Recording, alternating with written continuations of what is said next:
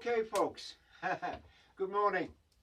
Well, out of the shed, out of the bed and into the shed. And let's knock this new day on its head. Well, you're very welcome again. And I've just got to, today's is going to be more like a lesson. And it's aimed at teachers, because I do a lot of teacher training. It's aimed at parents and it's aimed at young children working together and making things. And I'm going to try and cover, was pointed out the other day, that a lot of my stuff is based in outside and in the rural. Well, I'm in my shed at the moment, happy out. But a lot of you can't get hold of certain materials. So I'm going to cover that as well, as if you live in the cities, what materials you can use to make things. So I'm going to cover a few things as quickly as possible today. It might be a bit longer today. So, right, let's carry on from where I left off the last time. So, here we have the heart that I made for Mother's Day. Now, I've added a few more sticks off the silver birch, the thin branches off the silver birch, and I made this copper keyring some time ago, but I will be showing you how to make those simple things out of copper in another episode. Slowly. And then I've very simply nailed a bit of a board around here, and I've just stapled a stick on the back to hang it up. Very simple project. Okay.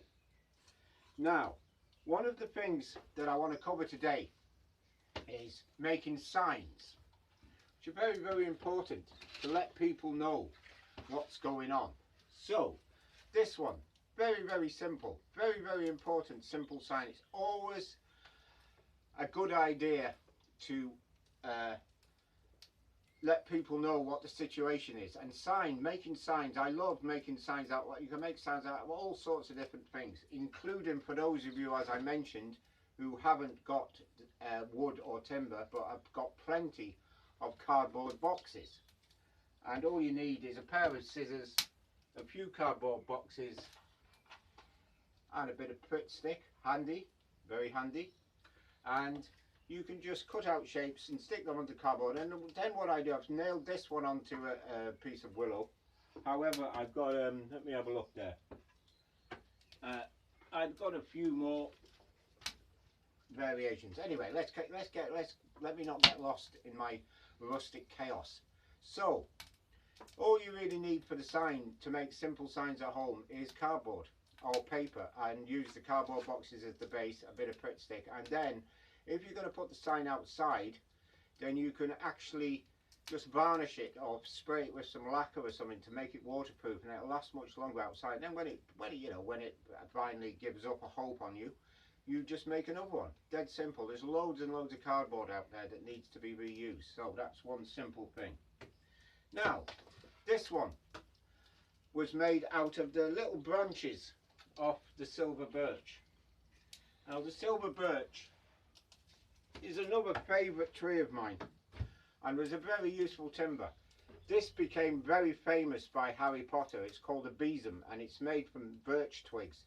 Now, believe it or not, this is the time of year to start cutting birch with the leaf off for your Halloween game. You have to, a lot of the time working in the woods, you have to prepare materials for a later stage. So now's the time to cut those, and then when it's dried out a little bit, you can start making it up into your witch's broom. Handy out. Very perfect for cleaning around a garden, perfect for getting animal hair off the carpet. There's another tip.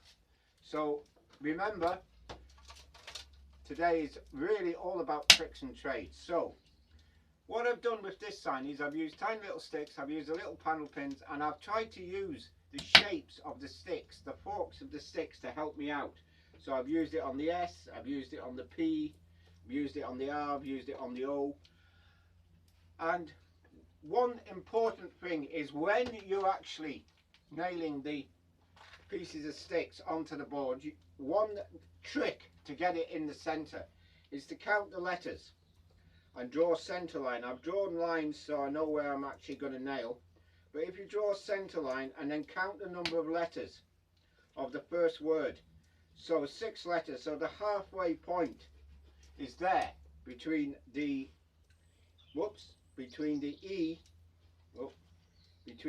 and the A. And then So I start off with the E and then do this letter, then do that letter, and work out from the centre. And the same thing, including when you count the letters, count the spaces as well. And then work out where the centre is, and then work out from the centre. Very, very straightforward. Okay. Oh yes, just one trick. When you're nailing the sticks onto the timber, you can draw in pencil the lines first to help you. Don't nail right at the end of the stick. Otherwise, if you do nail right at the end, like that, it's going to split the end. So always come in a bit. And if you've got a short piece, just put one nail in the middle. It will be grand. And as I say, you can oil this. If it's going to go outside, you can oil this and it'll keep it waterproof. Now, okay, I was very, very busy the last few days, couple of days, making stuff. I love to make things, as you know. And I decided one of my favourite things, and I've actually made thousands of these with children. I'm sure some of you have actually got these in your house, the rustic faces. Now I've got my bandana on for safety, just so that I don't, you know, get any germs off my selfie.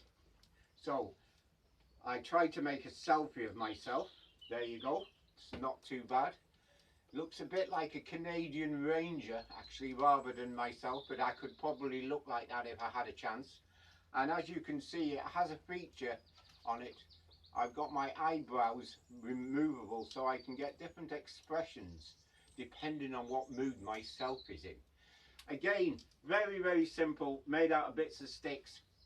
I'm going to show you a few ideas in a minute how to, again, I've just got the, get your parents, if you've got a bit of wood, you can cut the ends, circles off the wood, and then just nail them on for eyes, and I've just used bits of fork sticks for my glasses. Happy days. So, I have a few, there's endless possibilities with the faces. There's a horse, just to keep me happy. This one is a another project for boats. And there you go, great use of recycled politicians' posters. Very good use for them. And we wouldn't, as I said the other day, it's always important to have someone to talk to, and I've got my rustic moss head minions to help me out today. So this one, as you can see, I've used a little wooden spoon, tea stirrer. Tea stirrers are very good as well if you can't get a hold of sticks. You know, the tea stirrers that we've thrown away, we've probably thrown thousands and thousands of them away. The little sticks, like a lollipop stick, perfect for this type of job. Can start collecting those. And also, these are just 2 circles of timber, and then I've got the moss. Now, it's always handy if you've got one of these at home. Obviously the parents are going to be using this. We don't want you stapling yourself to the kitchen table. I've just used a bit of moss, and I can just staple the moss on. Handy, very, very handy. So here's another version, my other minion. This is just a pair of welding goggles. And another idea material to use for those of you who haven't got pieces of timber at home is bottle caps. You can just put a nail, punch a hole with a nail in it, and then get the children to knock the nails in. You can use it for eyes. You can even make letters out of them if you've got loads of them. Very, very simple. And if you put a smile on your face when you go to the firewood pile, you won't be throwing that chap in the fire. You see, at the end of the day, as I say to a lot of children, money does grow on trees sometimes. You never know. Someone might buy that off me for €1. You never know. Okay, right. Now, let's have a look what else we have here. So, I'll just quickly go over the sign making. I'm not going to finish this off. I've just written on my letters of my name, mark on there in chalk, so I've got something to follow. I'm very, very simple. I'm going to just get a few sticks and just show you, just to remind you about the hammers and the nails again. So, as I say, the best hammers are the claw hammers, and you can get the hammers in all sorts of different sizes for different ages of children, depending on how old or how competent they are for the hammer. And remember the trick with 2 hands knocking in the nails. So So the most important thing with the letters, you can just basically lay them on, come in about an inch or 2 or 3 centimeters from the end, and just tap them in like so.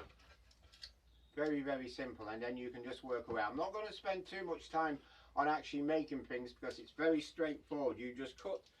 So when I want to, I just get your parents to cut the sticks so that you've got the different shapes and the different sizes of sticks. You can cut your children loads of short bits of sticks and then let them off and see what they come up with and see what they make. Your children's imagination is the best thing for this type of job, because if I show children how to make say a rustic face or something like that when I go to a school, I find that they all copy me.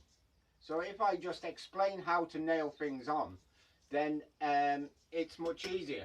Like just a trick there, if I wanted to add a bit of hair onto my, say I want to use a bit of fabric, a bit of wool, a bit of string, don't try to nail this on.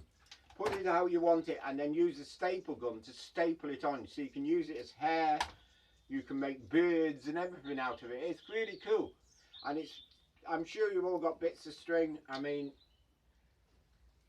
just find any wool, bits of string, doesn't matter. Try and find what you've got. I want you children to look around the house to see what you can use to make stuff with, okay? Right, okay. What else have we got today? So, one very important thing, that at this time of the year, it is now the time. I've been out in the hedgerows gathering sticks, because now's the time before the leaf starts growing on the trees. Now's the time to start cutting. Now don't go absolutely mad, because you just want to prune a few sticks with your parents, maybe in the hedgerows, and you go for a walk. Don't hack the whole tree down or the whole garden down. Just you cut a few sticks for what you actually need. So this time of year, the other thing that it's the time for is planting willow. Now hopefully the next video I'm going to go visit a friend of mine's garden where I planted willow. I'm going to show you how to manage it. But this is a very simple way of planting a bit of willow at home and learning about it, because willow is actually quite a incredible and easy tree to grow. So, milk carton, the 2 halves. So this is going to be my little plant pot. I punched a few holes in it with a nail or whatever. Get your parent to do that. And then I'm going to, see, handy, I can use this bit as a scoop. I'm going to fill that up with soil. There, like that. And then I've got a few sticks soaking in water. Now if you can make cuttings out of willow from sort of 7 or 8 inches high, so 8 or 9 inches, so half of that more or less is going in the ground.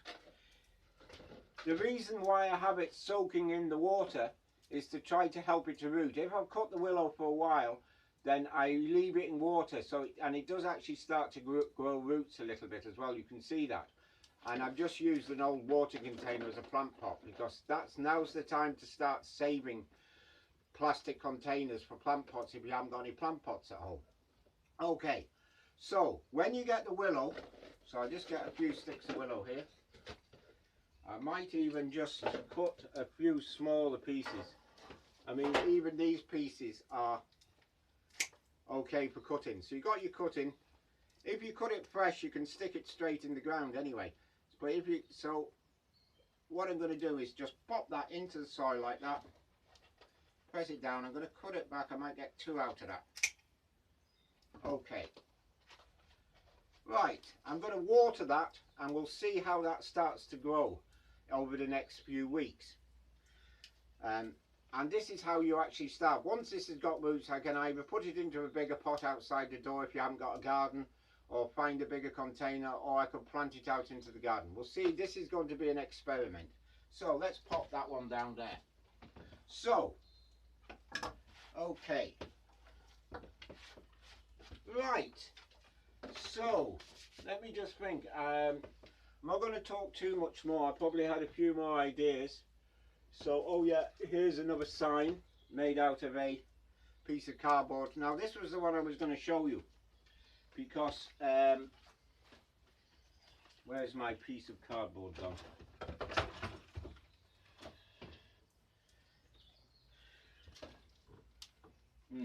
Okay, right, here we are. Yeah, too much junk lying around the place. Right, so here's another very, very simple idea of how to attach things together if you haven't got any, even if you haven't got any nails at the moment. See if you can find a darning needle, a big needle. You can buy plastic needles that are not sharp as well. And I'm just using a bit of recycled baler twine. And all of you can see, I've tied the material onto the cardboard. This is just off a bale of briquettes. So I've tied this on there. And the way I've done that is I'm actually sewing it onto the cardboard.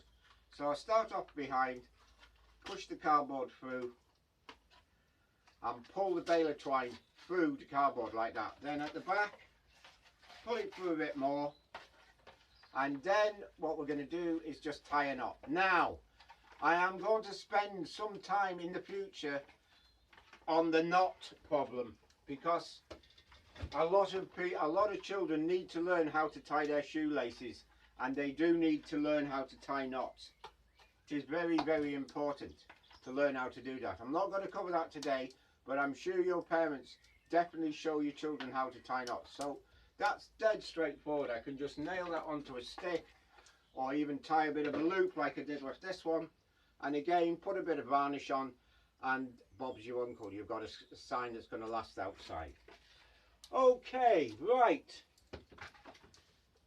I think I'm going to try to leave it there anyway for the minute on the practical, and just a few words and tricks. One of the reasons why I really are happy living in Ireland, because Ireland is a wood culture, or originally for hundreds of years ago was predominantly a wood culture. You can tell that if you look around at place names of different things. Now, one of my favourite ones is looking at the Irish word for Dublin, Ballyahaclear. Clear is the word that most even teachers get stuck on in Irish, and basically what it means is it means ditch or hurdle or fence. Now, a hurdle is a woven fence made from thin rods woven into shape, a bit like the word for Crannog, which means young trees, which is a circular building on a lake. And with the Dublin Ballyahaclear, that name relates back to when like Wood Quay in Dublin, where they found all the remains of wattle fences that were part of the old Viking settlement. That's where that name comes from. And it gives us clues, like Crannog, gives us clues that we use sticks much more than we do in the modern world. So, happy hunting in your sticks, and we'll talk very soon. Thanks for watching again. Stay safe and play safe, and keep your distance. Thank you very much. Talk soon. Bye.